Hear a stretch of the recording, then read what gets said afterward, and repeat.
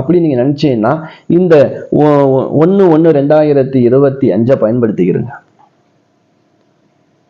ஒரு கோவிலில் போய் கற்பூரம் ஏற்றி என்னுடைய வாழ்க்கை இப்படி தான் இருக்கணும், நான் இதெல்லாம் கடைபிடிக்க போறேன், என் வாழ்க்கையில் தவறானது இதெல்லாம் நான் விட்டு விலக போறேன் அப்படின்னு ஒரு சத்திய பிரமாணம் எடுத்துக்கிறேங்க.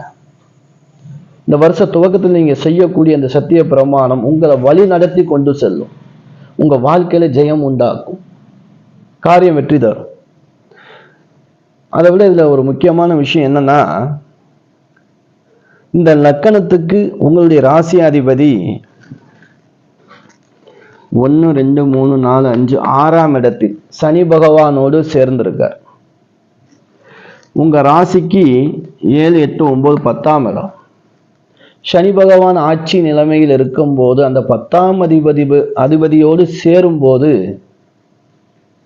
அதிர்ஷ்டம் உங்களுக்கு தொழில்ல, உத்தியோகம், அரசு உத்தியோகம்